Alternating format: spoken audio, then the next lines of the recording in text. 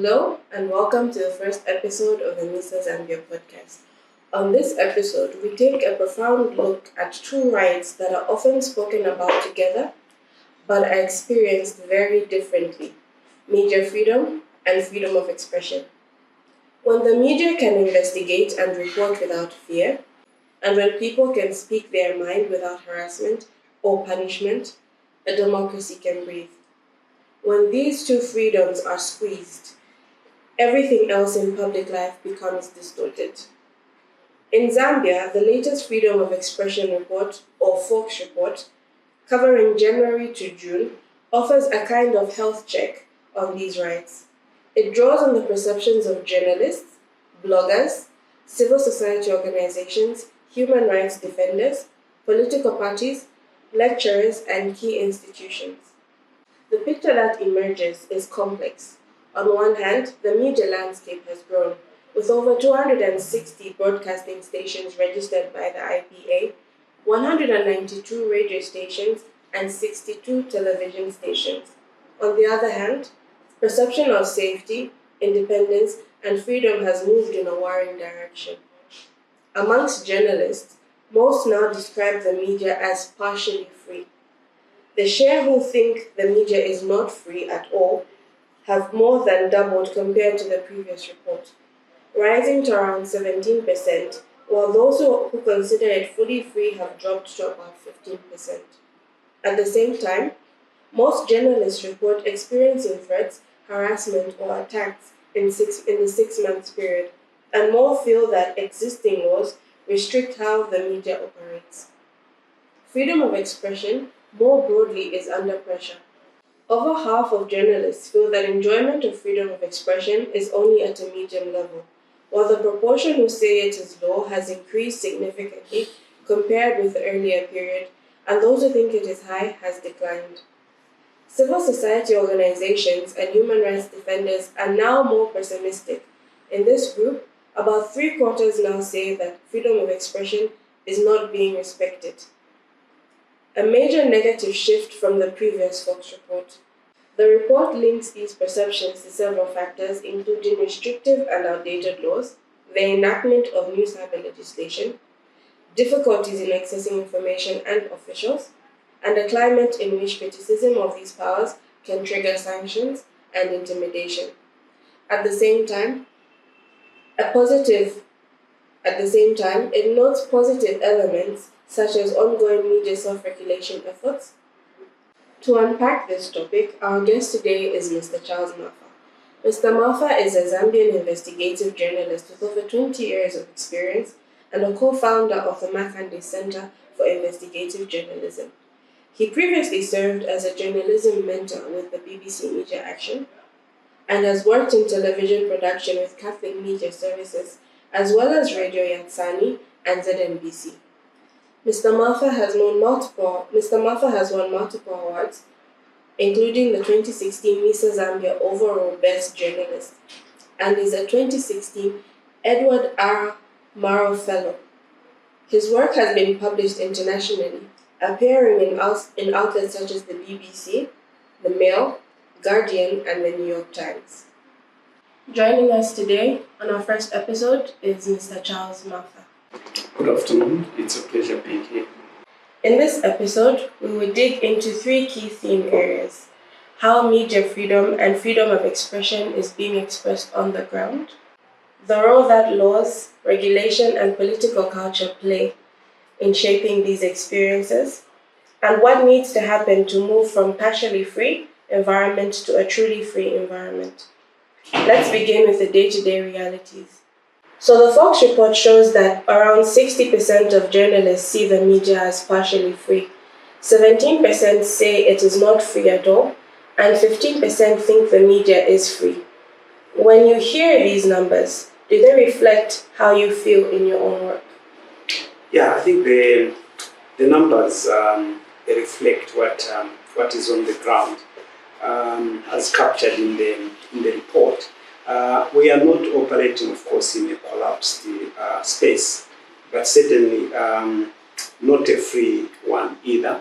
Day to day, you can still publish critical stories and get away with it. but you do so with the caution, of course, because you don't know that a wrong step can trigger legal trouble or online harassment. As you know that you have people also, their job is just to sit behind the computer searching for whom to criticize, and some of these come using pseudonyms, so it's quite difficult in an environment like that. So yes, what has been reflected is basically what is there, and this has been worsened, of course, by also what has happened in the legal environment as well. I think the enactment of the new laws, which we'll talk about later as we discuss more and more the environment that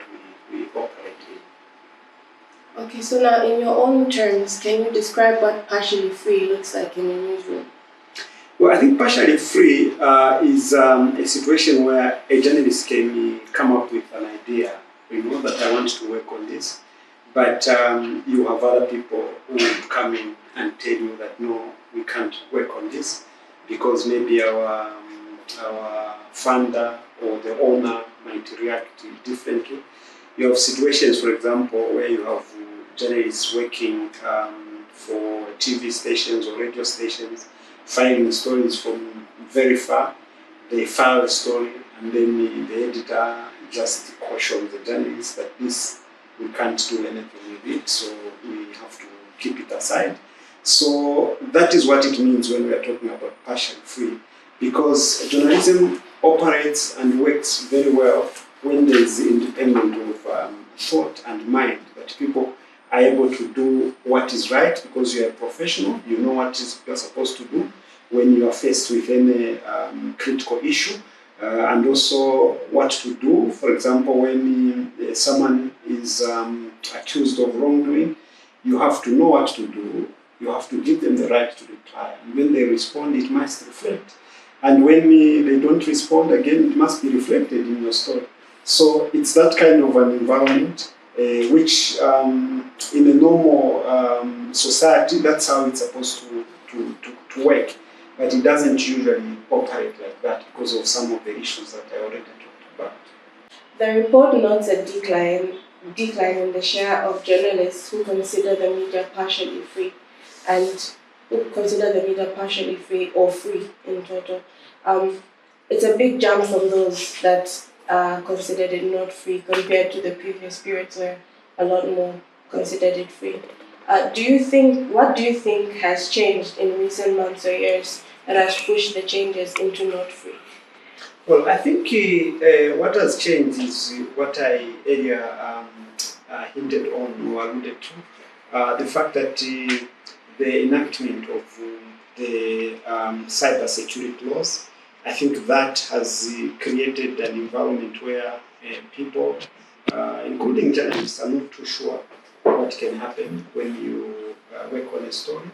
And when a story is out, there are processes, stages that follow that. And you realize that maybe sometimes people would call you, and sometimes the people calling you, you may not know them. And I think all these fears have generated an environment where, yes, the environment looks okay, people are able to work, but you are not too sure what will happen when you work on a critical story. And here I'm not talking about a story that is just imagined or something that has not happened. It can be a story on a critical issue which has so much interest from a lot of people. And usually when the story is like that, you find sometimes even when those who are known to harass or do certain things that they think their superiors would be happy with, they take up their own initiatives, for example, to rush to a radio station to stop an interview, even when they are not sent, not knowing what benefits come as a result of that. So all those things, I think, are the ones that are making it very difficult, and for people to begin to think that the environment is not too conducive for us to do our work. Okay.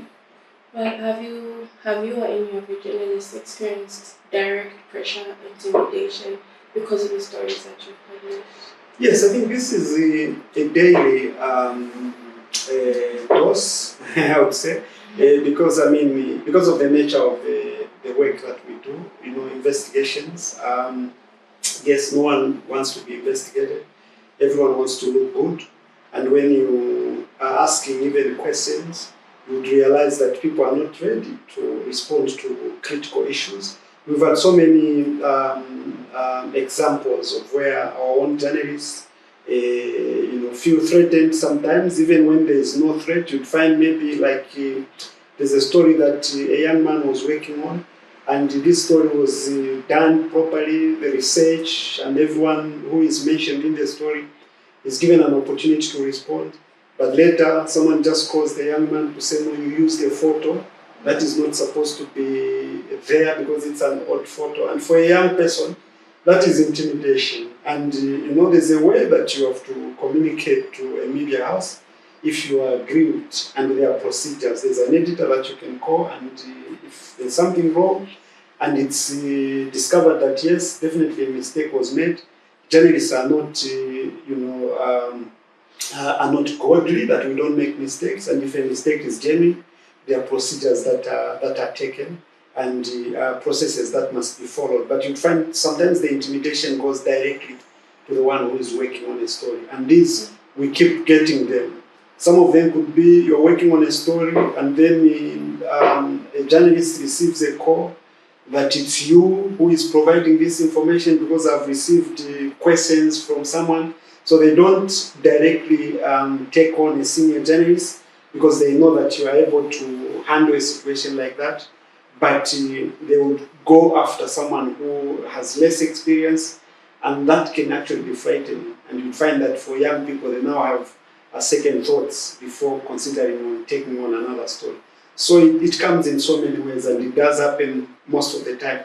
And now I think people should know that there are also mechanisms that are in place for those who are not who are aggrieved with the story or whatever a journalist has done. Before you can even think about the court processes, we know that at the moment we have a facility, a self-regulation facility where people can go to and complain if there are complaints. So all these, I think, are there for anyone who feels aggrieved to follow and not to take the law into their own hands, because we are journalists just like them. We all love our country, and we are contributing to its development through various ways that we are doing our work. Okay, now I just want to hear your thoughts. What would you tell a young journalist coming into the field right now, and they come across this intimidation and this kind of landscape? How would you advise them to handle the situation so that they avoid falling into problems? Yeah, I think one of the things that I always tell young people is that, look, you must focus on your story. There's a difference, for example, instead of focusing on a story, you focus on an individual. So like, for example, if I may give an example of the stories that we work on at Makanday, yes, we know that there can be a minister there, there can be a permanent secretary there, but there are issues that are happening, issues like illegal mining, issues like pollution, and then the only time you get to someone is to ask them to explain why something is working or something is not working. So you're following an issue, and then later you have players now who are either in charge, and in that position, if it was not that particular person, whoever was going to be in that position is the person that you're going to talk to, as opposed to say, look, this one has said this, and then what they say is what you think is a story, and pursue it. So I think for a young journalist, and if you want to grow in your profession, focus on the issues, public interest issues. There are a lot of issues in the education sector, in the health sector, in agriculture. Identify those issues, start building your stories around those issues. Get people now to respond or react to what is happening in the field. You find that even your stories will not be stories where they end as soon as you publish them. But these are stories that you can put on the shelf because researchers can use them in their research, and people can make decisions based on what someone has established. I think that is my big advice for the young people coming up in the profession. not to get carried away, for example, screaming headlines, this one has said this about this one. Yes, people will clap, they will say something, but at an individual level as a journalist, you cannot grow and you cannot contribute as well to freedom of expression and to media freedom, because people also know when you pursue issues, they respect you because they see that whatever you are dealing with are issues and you are not following personalities. Personalities just play a role in the story. And that, I think, should be the approach. And that is the greatest contribution that we can make to yourself as an individual and also to our democracy and to also promoting freedom of expression. Because as you work on these stories, you're also giving people a platform to comment. And people want to comment on things which are properly thought out, as opposed to things that are rushed. A comment, vox pops on the street, the end, as soon as you publish them, that's the end, and no one will remember anything in that story. The only thing they can remember sometimes maybe is an insult or a description that has been made by someone, but still it ends there, and it also kills you professionally as a journalist.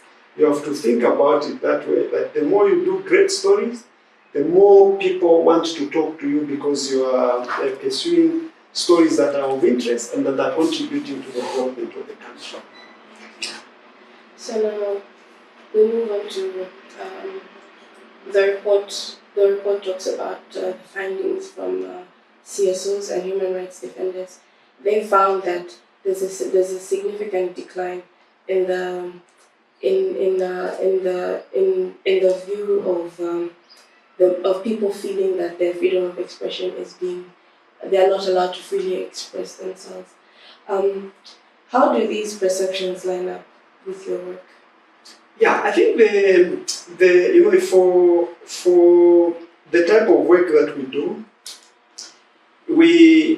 it's supported so much by an environment that people are freely, and they are free and they are able to express themselves on many issues, because these issues sometimes would be critical. It can be an issue to do with corruption, it can be an issue to do with theft of money, and you find if the environment is restrictive, it becomes very difficult for people to easily come out and express their views. And I think even when you've done good research as a journalist, you've collected whatever information you need, and if people don't want to be identified and they don't want to talk, then it means it becomes very difficult even for us as journalists to do our work.